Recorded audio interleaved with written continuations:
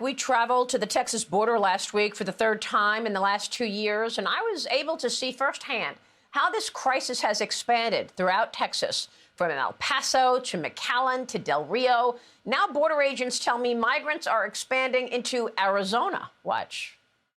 Just between September 19th and September 25th, we had over 5,000 arrests, 5,400 arrests in a very small sector. This isn't a large area. He's referring to Yuma, Arizona. Joining me right now, the man who is fighting to stop this surge, Texas Governor Greg Abbott. Governor, it's good to see you this morning. Thanks very much for being here. Before we get to what your administration is doing to stop all of this, assess where we are. Are you seeing this crisis expand beyond what we saw a year ago? Oh, absolutely. Listen, a year ago, of course, was still during the Trump administration, and the Trump administration had put in place all the policies that led to the greatest reduction in cross-border crossings. But now we're seeing the highest number of cross-border crossings, and it's all because of the catastrophic open border policies by the Biden administration, and we're seeing more and more people come in. But I got to tell you, Maria, there is something that's happening that's getting even worse, and that is the cartels are getting even more aggressive. And the cartels on the Mexican side of the border, they're beginning to open fire on the National Guard that the Texas has down on the border to secure the border.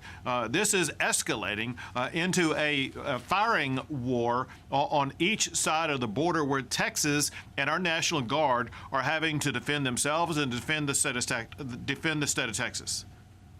So just to be clear, we were in Del Rio. You say it's getting worse in other areas of Texas then? Sure. So everybody saw what happened in Del Rio with regard to the Haitians that came in there. But right now, the hottest point is in Roma, Texas, in Starr County area.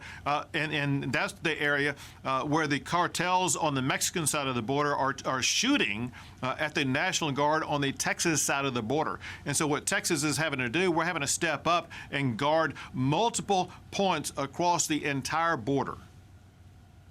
Unbelievable. And I know these Mexican cartels are very smart. They know how to flood one area so it opens up another area so that they can get through smuggling humans and drugs across. We've got new unofficial numbers from one of our border sources. It says that in the last month we saw 187,000 apprehensions. But of course, the number of gotaways is much higher, 42,649 gotaways. 91 people died in the U.S. in the desert.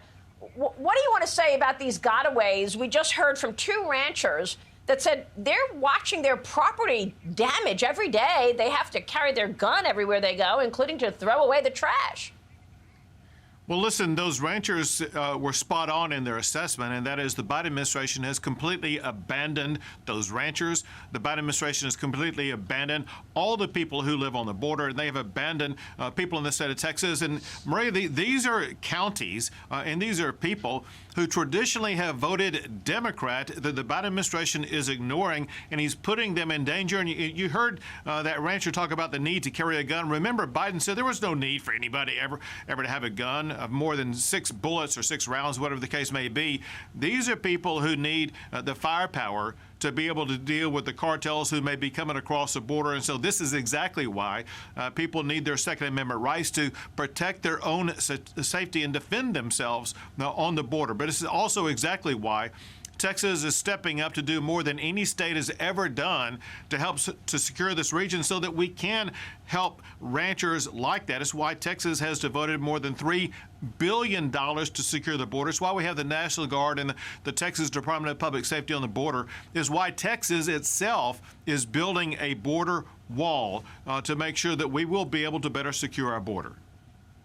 Well, how can you do that? I mean, you're doing that just on state land, I know, because the Biden administration last week said that it's canceling all the remaining border wall construction contracts in that area. So I was there witnessing walls that were half done and the other half is wide open. I mean, it's quite easy to just get out of, come in from the Rio Grande, jump over and get in a getaway car. And I just want to point out that we understand another thing that I learned last week is that these getaway cars are being driven by Americans. So the cartels are advertising their services on TikTok and Snapchat, I'm told. So look at this graphic where we show cartels are charging the migrants from the Northern Triangle $8,000 to $10,000, but then they're paying American citizens $1,000 to be that getaway car. 90% of the cars stopped with illegals in them are actually driven by Americans. What can you tell us about this?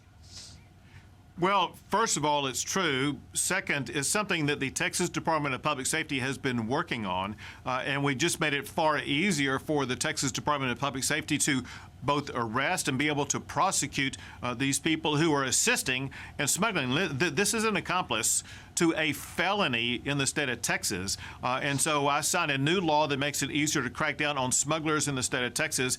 And we are going after these people who are responding to these TikTok requests, who are assisting the cartels in smuggling people in the United States. That is a crime, and we are looking to put these people behind bars. Just extraordinary. Governor, I want to switch gears and ask you before you go about these vaccine mandates, Texas and Florida, banning COVID vaccine mandates. Now, the White House is accusing you of putting politics ahead of health. What did you decide? Why did you decide to ban it? And set the record straight for us. Does federal law override state law on what you can do with regard to mandating a vaccine? Look at all of the people resigning right now. Well, you make a good point about all the people resigning, because that's one of the problems with regard to the supply chain, because so many people who are being forced to get a vaccine do not want to do that, and hence they're leaving their jobs. However, to answer your question, clearly what President Biden is doing is unconstitutional. There is zero authority in the Constitution that gives the president or his administration the authority to mandate anybody taking a vaccine, and that's why we feel very confident that the state executive order will supersede the federal executive order, because the federal executive order is completely unconstitutional. We want to make sure that our fellow Texans who have been forced into this impossible situation about providing for their livelihood versus being forced to take into their body something they do not want, that it will be the state stepping up and protecting the individual liberty of our fellow Texans from being forced to take a vaccine that could cause them harm, that doesn't take into fact the acquired immunity they may otherwise have. It doesn't take into effect the severe reactions that some people are having to shots. And I got to raise with you, Maria, something else that people haven't considered, and that is, where does this end? We're talking about a federal mandate for a shot. As you know, there's waning effectiveness of these shots. Are people going to be required by the federal government to take a shot every single year for the rest of their lives? Americans need to come to grips with the unconstitutional overreach by the Biden administration. Well, it's an issue and a point that is well taken. A lot of people are worried about that, and that's why we're seeing all these resignations from nurses and military. That's going to have an impact on the economy as well, because already businesses can't hire the people that they need. Governor, thank you.